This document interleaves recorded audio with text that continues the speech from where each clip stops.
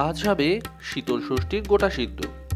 গোটা সিদ্ধ রান্না হয়তো খুব সুস্বাদু নয় ঠিকই, কিন্তু এই গোটা সিদ্ধ রেসিপি বসন্তকালের খুব গরম নয়, আবার খুব ঠান্ডাও নয়, এমন ওয়েদারের থেকে বাঁচার জন্য আদর্শ একটা রেসিপি।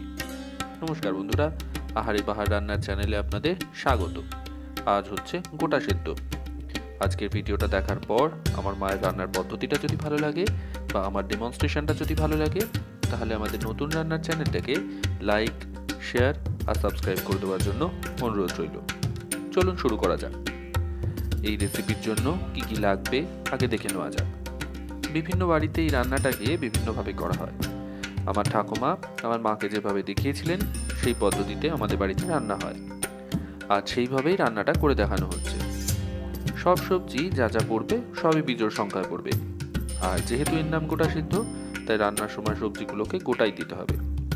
মাঝারি মাপের সাধারণ আলু, রাঙা আলু 5টা করে নেওয়া হয়েছে। কড়াইশুঁটি সংখ্যা একটু বেশি নেওয়া হয়েছে, কিন্তু বিজোড় সংখ্যা। কাঁচা লঙ্কা যে যেমন খান সেই অনুযায়ী দেবেন, বিজোড় সংখ্যায়। সজনে ফুল নেওয়া হয়েছে সামান্য 50 গ্রাম পরিমাণে। গোটা মুগ ডাল 125 গ্রাম মতো লাগবে। সব সবজি ধুয়ে রান্নায় দিতে হবে। বাজারের রাঙা আলুর গায়ে অনেক সময় রং দেওয়া থাকে, তাই রাঙা আলুগুলোকে মিনিট 10 জলে ডুবিয়ে রাখা যেতে পারে। সাথে সাধারণ আলুগুলোকেও জলে ডুবিয়ে রাখলে তার গায়ে যে মাটি লেগে থাকে সেটা পরিষ্কার করতে সুবিধা হবে। 5টা করে বেগুন, শিম লাগবে। পাকা কুল 7টা নেওয়া হয়েছে, আর শীষ পালং নেওয়া হয়েছে 5টা। বেগুনের মাথার ডাঁটি, শিম বা কড়াইশুঁটির মাথার ডাঁটি, এমনকি কাঁচা লঙ্কার মাথার ডাঁটিকেও ছাড়ানো যাবে না। ডালকে রান্না করতে দেওয়ার আগে যত্ন করে ধুয়ে নিতে হবে। যেহেতু সমস্ত সবজি গোটা অবস্থায় রান্নাতে দিতে হয়, আর খাওয়ার আগে মাখার সময় এর ভেতরের অংশটা দেখা যাবে, তাই বেগুন বা শিমের ভেতরে পোকা আছে কিনা সেটা কিন্তু বাজার থেকে যাচাই করে কেনাই ভালো। মা ঠাকুমাদের মুখ থেকে শোনা যে এই খাবার খেলে শরীর ভীষণ ঠান্ডা হয়। বসন্ত ঋতুতে যে পক্স বা বসন্ত রোগের প্রাদুর্ভাব দেখা যায়, সেটা রোধ করবার জন্য এই খাবার ভীষণ জরুরি। আঁচে বসিয়ে এতে একবারের বেশি জলও দিতে নেই, তাই আঁচে বসানোর আগে সব সবজিগুলোকে হাঁড়িতে দিয়ে তার সাথে এমন পরিমাণে জল দিতে হবে যাতে সব সবজিগুলো ডুবে থাকতে পারে। সব সবজিগুলোকেই ভালো করে ধুয়ে নিতে হবে, আর কোনো সবজির মাথার ডাঁটা বা গায়ের খোসা ছাড়ালে চলবে না। কোনো রকম মশলা ছাড়া এই সব কিছু সিদ্ধ হবে।